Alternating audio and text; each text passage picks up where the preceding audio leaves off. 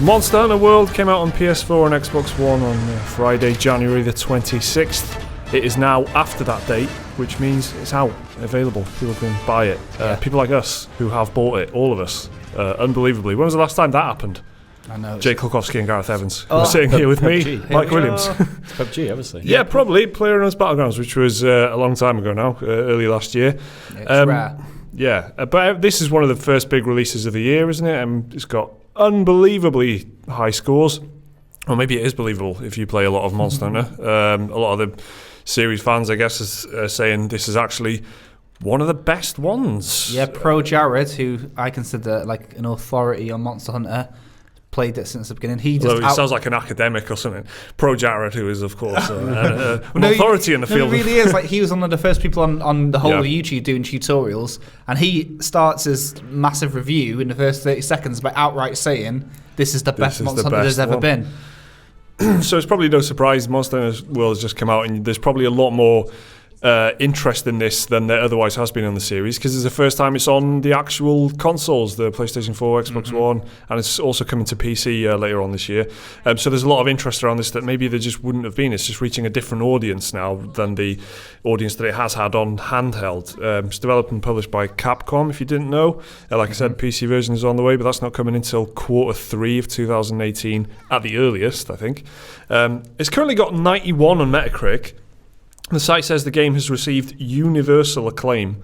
It's just so weird, like, to see a game, in January. It's a bit of a dry month. There's not really been a big release, and then the first one you get really of the whole year is like just a massive, potential game of the year contender. Kind of reminds me of early last year as well, where we had like Nier Automata and stuff. Yeah, Horizon Zero Dawn, Resident Evil 7 was in January, wasn't it? It was the first big game last year. And that was a Capcom. Yeah, exactly. It's that Capcom's window, isn't it? Could that be because everyone's so starving? Like any meal tastes good, you know what I mean? Did you mention the meal because we just seen it on the screen? That was poetic. It matched up. I didn't know if you said it's a meal, Mike, then. That 2 for 1. But it is true that I'm interested because there's F all else to play, I'll be honest. So I'm jumping in on this. I made the investment, downloaded it.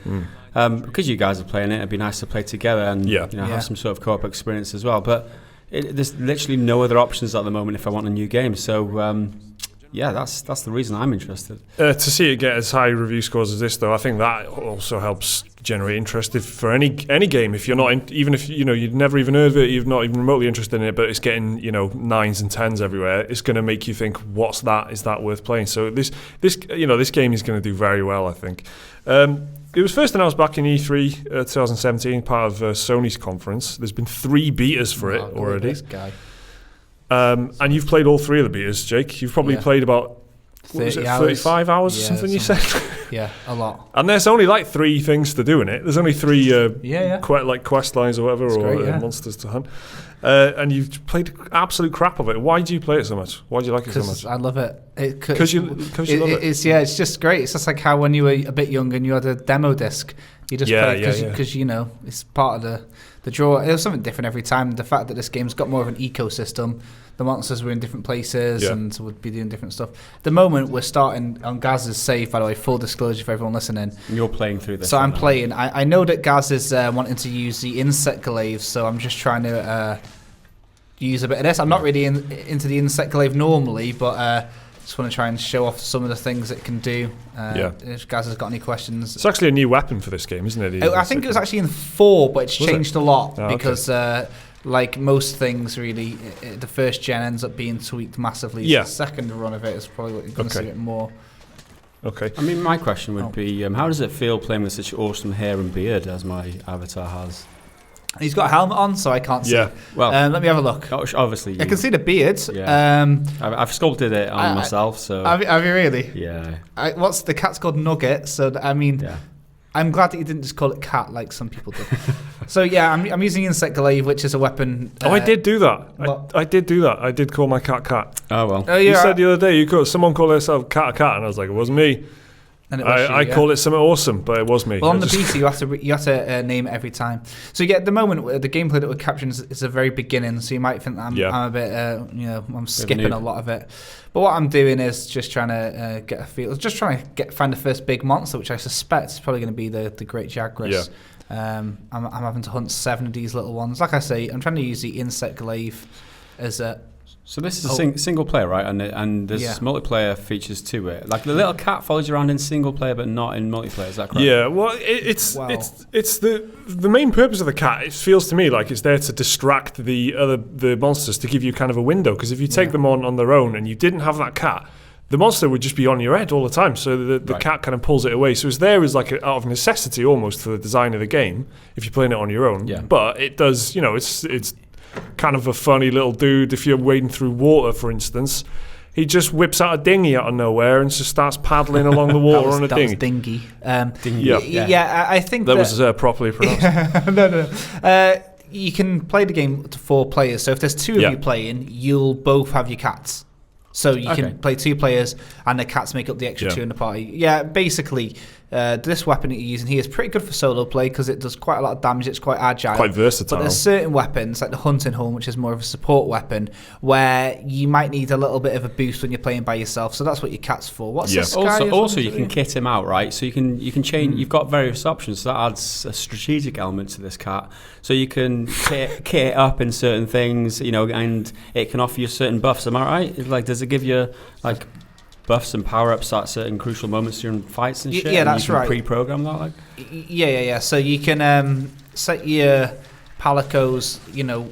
I think on the beta it was the Vigor Wasp delivery, which gives you like a little health boost. But yeah, you can give your Palico like a thing that'll flash them. Like, I don't know if you saw that. I just did that. Then I'll do it again now.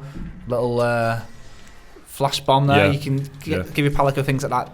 I don't think you can give them traps, but you can certainly give things that'll help. You can actually help get you to mount the monsters or something as well, right? That's yeah. They can. Well, you see these little Jagrases here that we see. Don't patronise me, handler. You can. Gotta go in there. Then button prompts need to do one. Yeah, let me just. It's still heavy tutorial mode, though, isn't it? It's early on.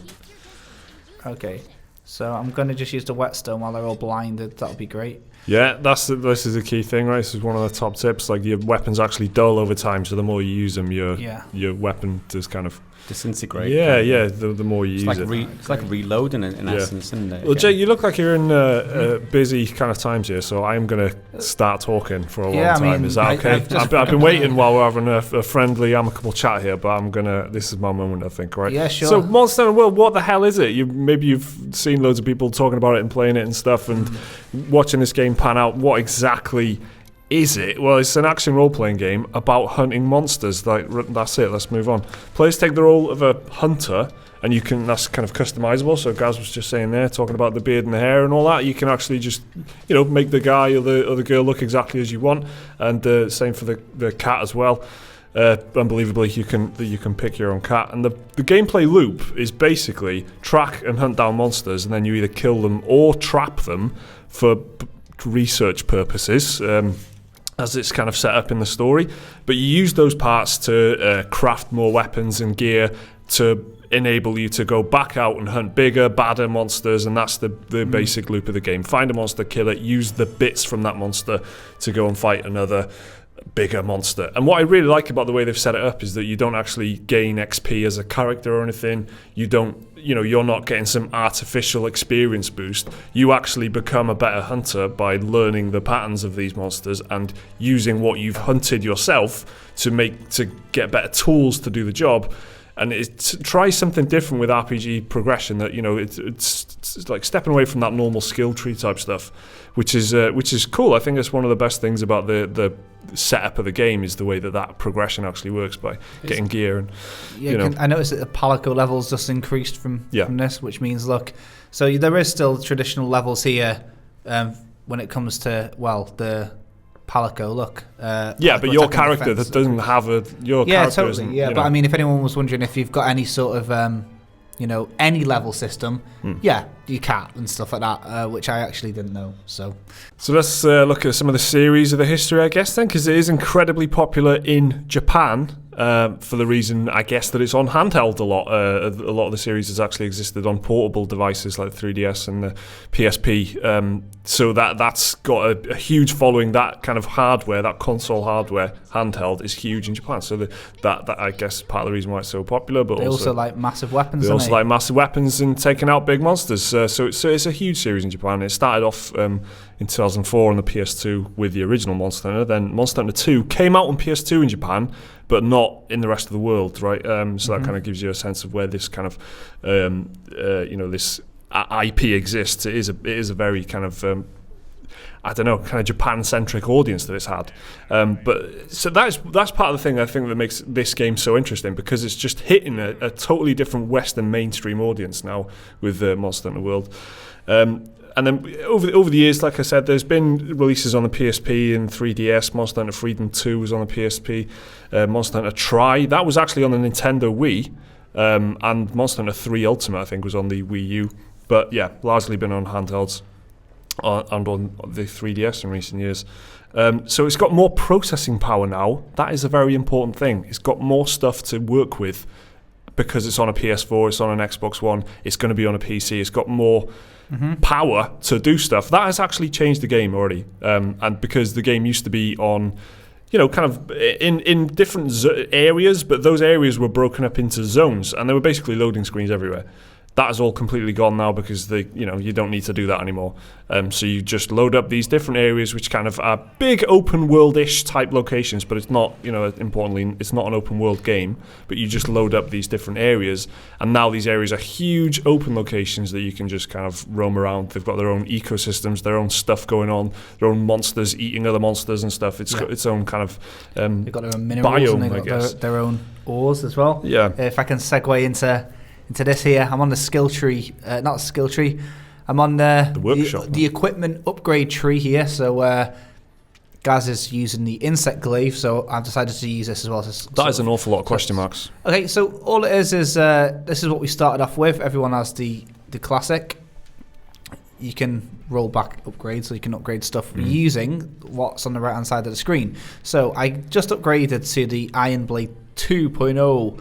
And on the right-hand side, you can see these are the potential upgrades I can get. What I need for these, I don't actually know yet. Question mark, macalite ore, iron ore, and things like that. So you get some of these just going around these big open worlds, like you're saying, and mining them away. The bone tree, as you can see over here, is made out of bones, right? So I see how that works, yeah. Yeah, there we go. So I'm just having to find ancient ones by killing big monsters. So you can upgrade your weapons through two means, really, from slaying monsters and upgrading it that way, or you can also just from scavenging, looking around the world and using mining and things like that, you can upgrade. So I don't actually know what we need to do to upgrade this next one, so let's back out. We've upgraded the Iron Blade though, and can I upgrade this yet? No, I can't. Yeah. Something I'm going to look for in the main game. Yeah. You can also change this kin sector, which I'm using at the moment. But yeah, the giant worlds are definitely unique, and they have different minerals and things like that, which are useful because of that, what we just saw then. That's exactly what going back to the premise and the setup of the game is. You go out, you've got this kind of hub location thing. Your task is to go out and find and trap or kill big monsters, and as you're doing that as well, there's other side activities like bounties and stuff, and just the general exploration of the game. A lot of the time, you'll just be wandering around, getting a feel for the place, picking stuff up. Your scout flies can point you to resources and things like that. If you really need certain bones or whatever, you can go and hunt that stuff out. So what are we looking at here, Jake? This is the most important thing in Monster Hunter, really. It's the quest board. Yeah. Where you get quests that you can embark on to go and kill certain monsters for a prize. We've now unlocked online, so like I'm saying, this is a really early game, so it's the least spoilery stuff possible. I've now unlocked optional, which is good because the assigned quests you can't repeat, as you can see here. Oh, in fact... No, you can't repeat it. There we go. I don't want to writing. I don't want to do too much of Gaz's stuff. Yeah. You don't want to be eating through his took a risk with this one. So see what I can do. I'm going to try the optional quest again. A thicket of thugs. Oh, so it's the same one I've just done, but I can do it again. Yeah. But they changed the conditions and stuff, right? There's different quests open up for you that change, the timers and the general conditions of the thing. So it'll be like a classic hunt that you can revisit, and you can do that in order to try and get the gear that you need. And there's there's plenty of other activities other than the main story thread the majority of the game really for most players is going to be that replayability, isn't it? Yeah, it's hunting the same monster a lot to get more of their skin and bones to make equipment and stuff like that. Playing with friends is another thing that obviously if you play with your mates you're going to end up helping them, or they're going to help you with something they've already done or you've already done. You can also jump into other people's games to help them with missions for your benefit, but you'll be repeating quests a lot, like how an MMO works in a way really, where a lot of the content is repeated. I mean, for a Western gamer who's, if you've played a bit of Destiny, that kind of setup will be at least a bit familiar to you because it's the same kind of loop. Like you've done it. You've trodden through those locations before, you've killed those same enemies, but there's a different reason to do it this time, or there's a different motivation for doing it. I think what's really interesting for me about the game as well is the fact that there's actually 14 weapons, that each of those have a whole other, tree of different varieties on that same weapon. So there's the game offers you basically any type of weapon you want to begin with, right? Is that right? Yeah. It just gives you get the any old kind of every type. But so now we've got the second edition of the Lance. We've upgraded it. Yeah, that's what you're doing in that screen earlier. So this guy with you now, he's got a giant bone sword type thing on the back of his. That's a great sword, right? Great sword, yeah. It's like so it's a slow swinging. One of the classics. Yeah. So they all do different things, like all the weapons, and you've got 14 to choose from. They've all got their own individual combos as well, right? So you learn them and master them, and that's how you kind of get better as a player rather than upgrade your character in a traditional level-based sense. They handle very differently. That's the key thing in it, and it kind of makes the second-to-second gameplay ever so slightly different, or even drastically different. If you're playing with a bowgun, it's totally different to when you're playing with a hammer or something. It's a completely different cycle of gameplay that you go through. I think the basic kind of, if you're new to this game, the basic advice is generally mess around with all of them, find the one you're most comfortable with, and get good with that one. And focus on that one, learn the combos, learn the patterns, learn the best way to use it, and learn the way that if you're playing in a party of friends or something, how does it fit in best with your party? Because like you were talking earlier about the kind of support type weapons, that they're ideal, they're great when you're playing in a group, but not so good when you're playing alone, for example. So that each of them have their own different strengths. Generally, there is no bad weapon. They've just all got their different strengths, so you can't go wrong really. You just need to know what you're doing, and by doing, just keep using it. So there are some that I'd recommend for new players. The sword and shield's a pretty good one because you can actually use items like healing potions and things like that whilst you've still got your weapon out. For other weapons like this one, you have to put it away, so that slows people down. This is considered like an advanced weapon because the combos can be quite technical when you're fighting big monsters, and your main role will be to mount the monsters. Although you can't do that too much, else they'll become immune to it, sort of thing. So there's different tiers of weapons for sure. But for new players, the big sword that we saw that man with a minute ago is a good start. Sword and shield's also pretty dope. I don't know where this guy's gone, to be honest. I should just probably look at my map. But yeah, I use that. What are you doing now? You're tracking the. Well, we're fighting the Kestodon. No, here he is. Right. He's all the way over here again.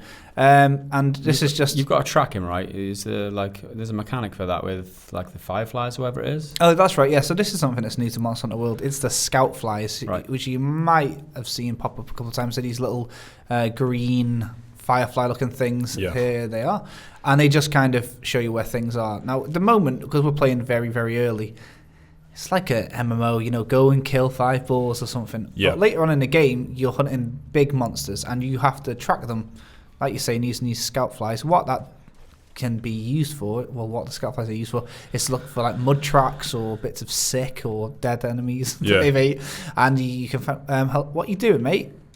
He's just been brooding. He's just looking out. He's like, this is my land.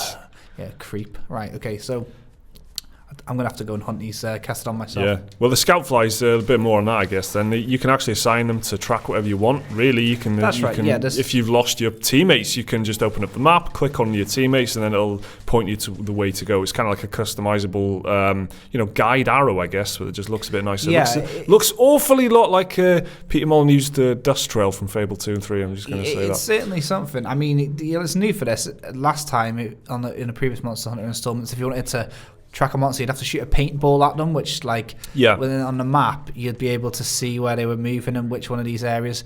But now you can use the scout flies not only to gather clues, but eventually it builds a profile. The scout flies, they're clever, so if you track their footprints a couple of times, they can then figure out where the monster's going to be based on the patterns and stuff like that. So here's another little tip as well. If you see footprints and you think you don't need them because you know where the monster is, look at them anyway, study them anyway, because you get research points, and then with the research points you can go back to the town and you can actually spend those points on valuable stuff that you need. So if they're picking up footprints, just look at them anyway, track them anyway, because you actually get something for it. It's like gathering resources that definitely comes in handy later on. These are dinosaurs that are just milling around, or monsters, sorry monsters. Get that right. They're just milling around, right? They're not part of your quest. So there is something about this game that makes me feel really guilty. Just taking down these giant, taking these guys out. They're just beautiful monsters. Keeping themselves to themselves. Yeah. Yeah, just on the shelf the weapon. Yeah, just slaying. I mean, that's not nice. For research purposes, Gareth, that's what it is, isn't it? They're studying them. It's for their own good. Yeah. And it's not just the weapons and the scout flies. There are actually a ton of tools that are at your disposal as well. You've got Slinger, which is a slingshot that you can use for various reasons. If you want to, you can actually stop kind of attacks and stuff like that. If they're winding up a big attack, you can actually just fire a slingshot at them, and it might stop their animation, and that might save your ass or something. Slingshot, yeah. You've got the hook, grappling hook as well, which helps you kind of get around the place a lot. There's also lure and anything that you feel like you would do as a hunter, you can kind of do. There's lures and traps that you can craft, and they definitely should be crafted because they're very useful. They can just change the tide of a battle. They can disable the monsters and freeze them or something for a few precious seconds. So it's not just about running up to them and bashing them.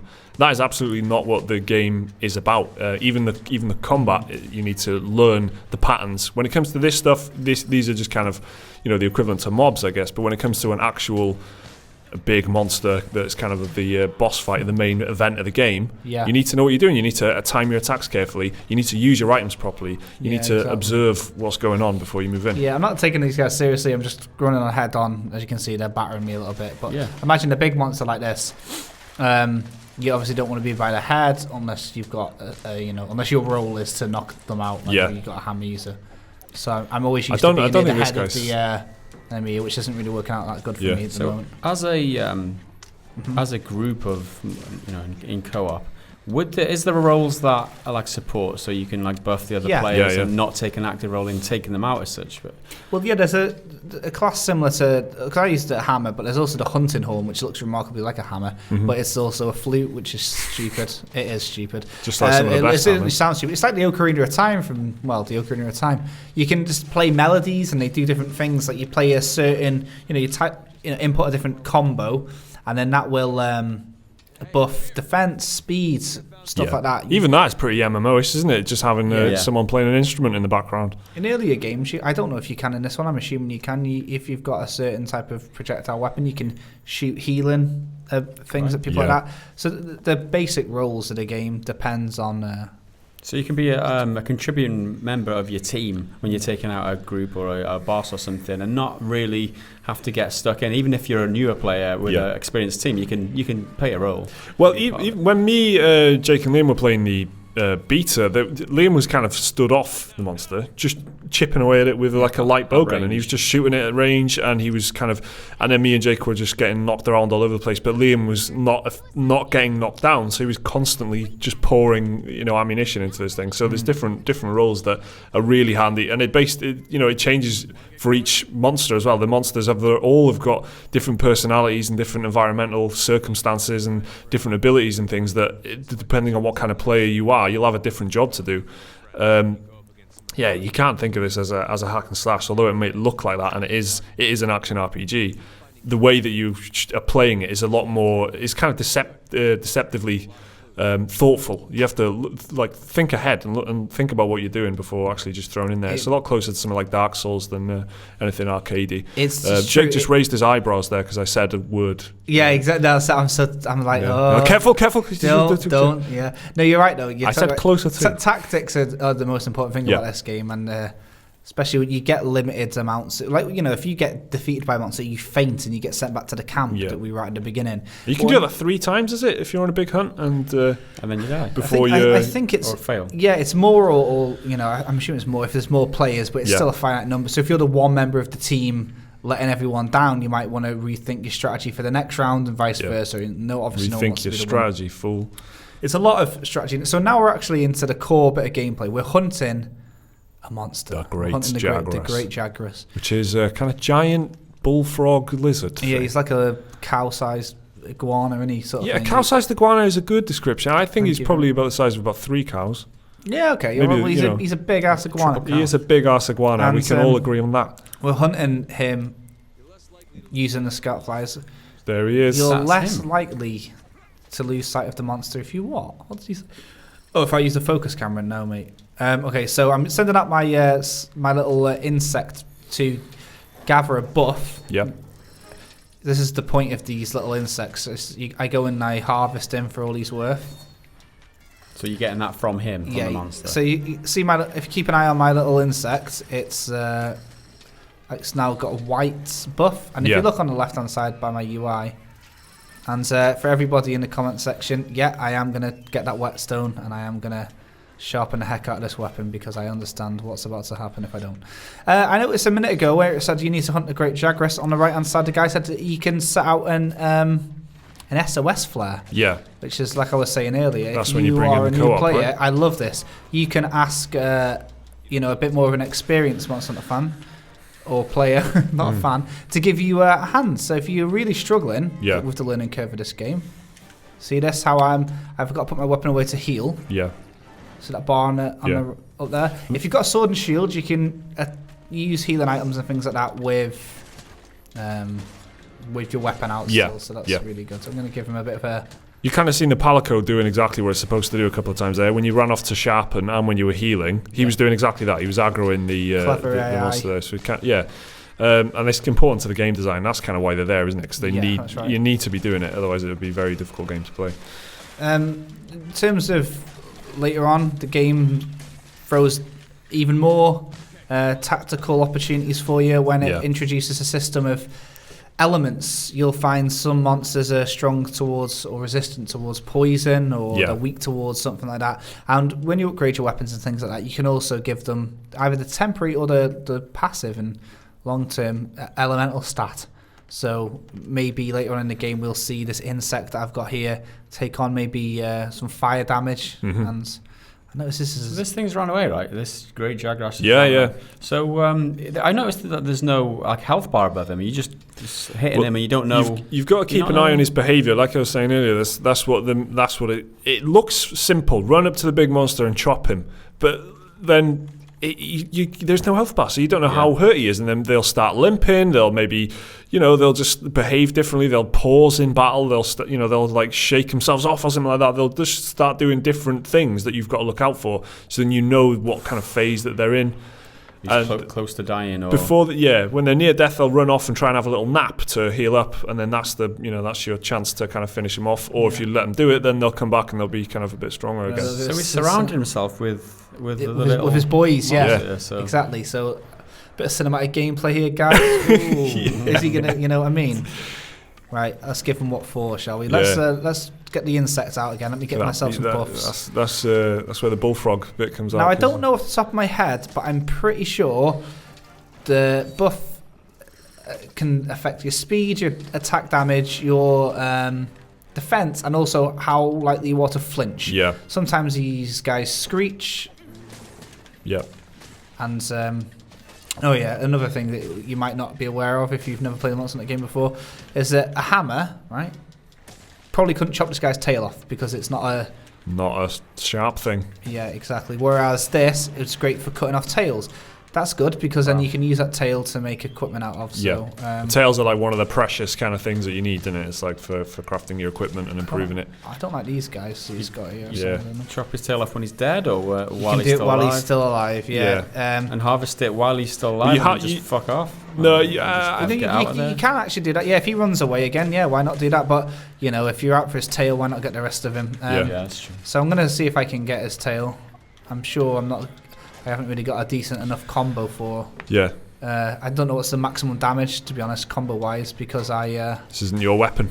Let me see if I can mount him. There we go. Nice.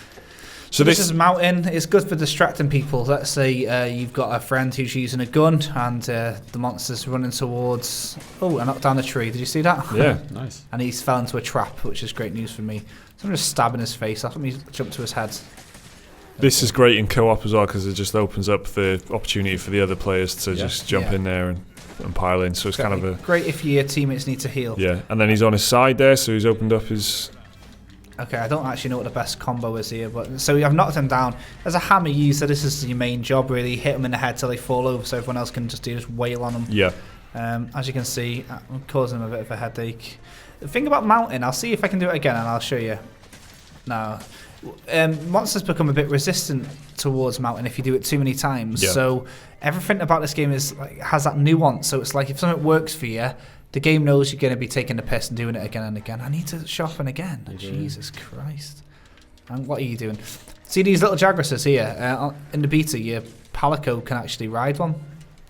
So your cat can just tame one of these creatures and then use it to destroy in future. Oh, a big Castellon. So far I've got to say the game's looking beautiful. We're playing it on PlayStation 4 Pro with what were you playing it with, graphics mode enabled? Yeah, graphics priority. It's looking very nice for those that are having to wait for the PC version because it's now been delayed by 6 months. 60 FPS. Can you imagine how smooth this game is going to be? It's going to be something special on the PC for sure. I think, has it ever been on PC before? I don't think it has it? As far as I'm aware, it hasn't. So that'll be some experience. I just like the way it's reaching these other players now that haven't kind of gotten to experience it before. Yeah, it's really cool. It's going to be great. The Monster Hunter community as a whole, pretty helpful. You're going to get a hard time if you do anything wrong on the internet. Yeah. But if you're a new player and you're struggling, I'm sure there'll be people giving you tips online and things like that. Yeah. Genuinely, it's just something they're passionate about a lot of the time. But yeah, if you, there's a lot of questions, a lot of options in everything you do, which is what makes nearly anything good, really. But at first, it seems overwhelming. People love games like The Witcher and Baldur's Gate because of all the detail and stuff like that. But for a lot of people, they just think, what the hell is all this nonsense? Just let me play the game. Like, we've been recording this the whole time and I've only just started fighting a big monster. I've hit a giant toad here. Go the Paratoad. And what's happening there to him? He's paralysed me. Taking you out, right? Man.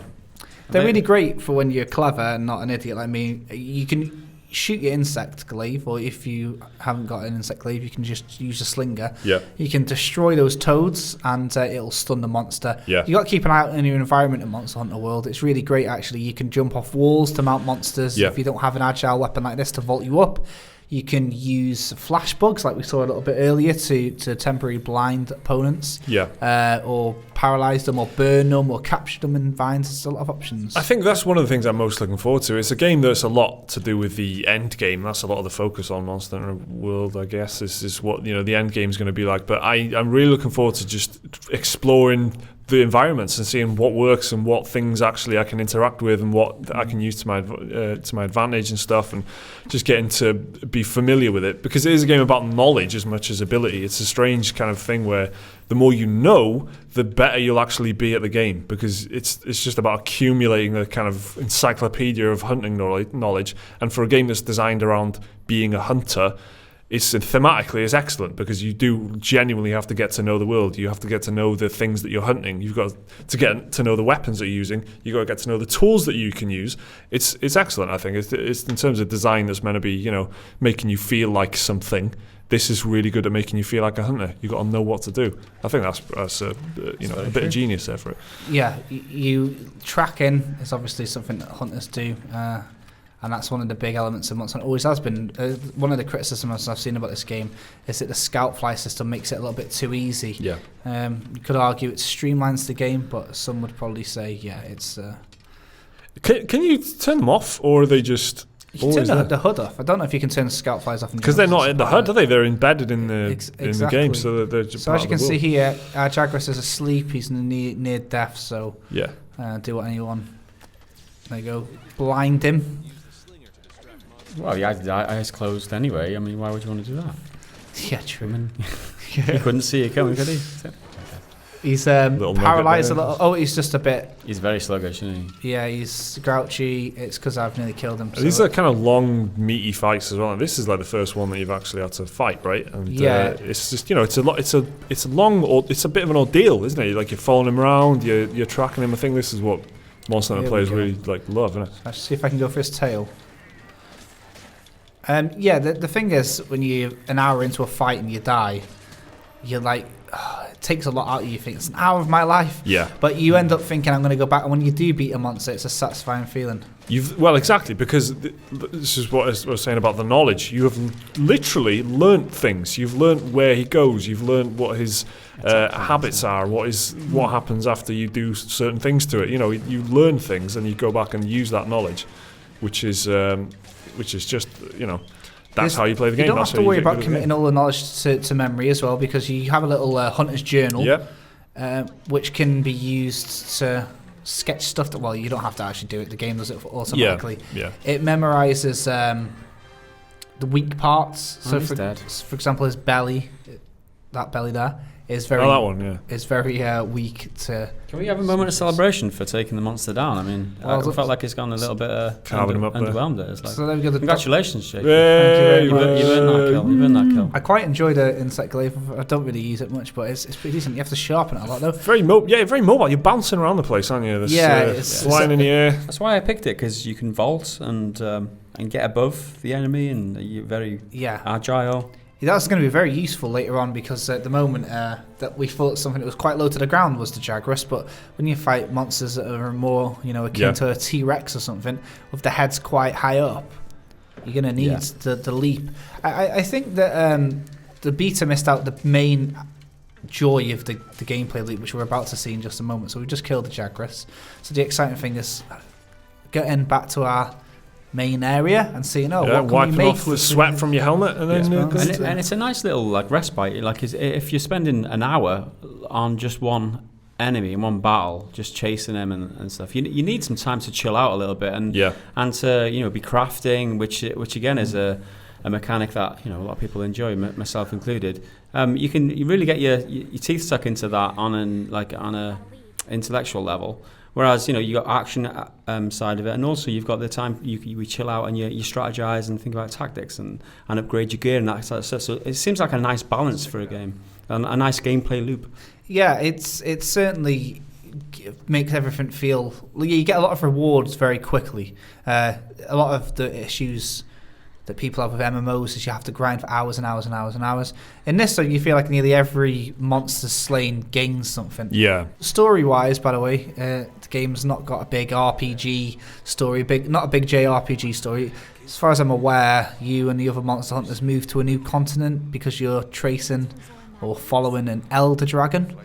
So that's it. And they are literally endgame level stuff, aren't they? That's what you'll be fighting in your later stages. The box in the game. art, I think, is an elder dragon, or is it the Rathalos? But yeah, you see. I can't remember what the box is now. I don't know why I even brought that up, to be honest. But yeah, you're hunting down these elder dragons. I think there's 4 of them in the game. There's obviously new things being added as it goes on. Here you go. Quest rewards. There's probably like a accept all button, but I'm just going to do each one. Feels satisfying.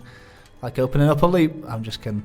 But the thing with the story in this is basic. It just gives you the premise of hunting down these big monsters and sets your sights on that straight away. We killed the Jagras and we're level 1 in our research level. The more we get of that, as far as I'm aware, the higher chance you get of getting rarer items from the Jagras. So if you kill him a lot, you'll get more stuff from him every time. Also, you've got the largest Jagras we've killed is 1,109. I guess that's pounds. But how on fishing games you can have a record. Yeah, there we go. So what is that measuring though? Just his size, general awesomeness. Yeah, so that implies that the monsters might be bigger each time or different each time. Yeah. So you might encounter one that's double the size of that. For example, there's space. I did feel pretty small, to be honest. Yeah. I'm pretty sure the one in the beta was bigger than that, if I remember rightly. So it could very well be that. Maybe you'll encounter bigger ones as you get your research level up fully. Who knows? Also leveled up the Palico and the proficiency of its gadget. Like I told you, you can load the Palico with a gadget. The Vigor Wasp spray is the healing thing. I've noticed that now we've got better effectiveness with that. And we've now got the right to take on 2-star assignments, which means we're better hunters. All the better for it. Worthy now. So Monster Hunter a big World, moment in your career. Yeah. In your Monster Hunter career. I mean, so what are your kind of thoughts on it as a veteran coming back then, just to kind of tie this up a little bit? You played 35 hours of the beta, so you do like it. Yeah. It's well, obviously it's too early to say at the moment just how exciting. Basically, the discussion that Monster Hunter fans have normally is who's the best monster to fight in each game and why. So that's a bit of an end game discussion, really. Yeah. So I haven't made my mind up about that just yet. I'm looking forward to facing off some old foes that I hate from the previous games, like Kirin, and some new ones as well. I'm looking forward to that. The graphics look gorgeous. I'm just happy that other people are getting into it, and as much. Yeah, I think that's the best thing about it. And again, just like anyone else that knows how to play Monster Hunter, I guess you just want to try and offer as much advice. It's like learning to drive playing Monster Hunter. Everyone's an expert. Everyone's got their own way of doing it, and everyone will be like, no. What you want to do is, but overall, I mean, just look at it. It's great. The scale of things. I can't wait to. I'm playing on Gaz's account. I can't wait to play my own when I get in. Ignore my family. It's going to be great. No, it's going to be probably pretty bad. Look at that. What other games let you do this? Yeah, exactly. Let's state him. Has he got a? What is that? It's just a pig, but with a car. In pyjamas, bro. Jesus Christ. I mean, that's the. You that must wouldn't be a want a monster. pig in pyjamas. I like this guy. If I had a pig, I would stick him in pyjamas. Poogie. He's like up to his eyes in pyjamas. Yeah. What's he doing? If I do it again, is he going to do it again? Literal pig in blanket. Yes. I think that's literally. Is he okay? It right, come tasty. on. That's enough. Oh no, he's not into you. Stroking the bacon. Right, okay, that's enough of that. You want to get your pig stroking, skills credentials up, innit? Yeah. Is that a good note to end on? Yeah. So just a quick look at Monster Hunter then. There's the very, very early game, save any spoilers, but probably not the most riveting of gameplay. It still look great, and if you are into the Monster Hunter series, that'll certainly pique your interest to see what's different. I didn't get to show you mining or anything like that, but it's a game that takes a long time to unfurl. Yeah. Even if we did this video for 4 hours, it still wouldn't be a touch on what the game offers. Yeah. A lot of the joy of that really shows itself in the end game. So Monster Hunter World so far, so good, I reckon. It's out now on PS4 and Xbox One. PC version, remember, is coming up later this year at some point. Thank you very much for watching. Thanks for listening. See you next time.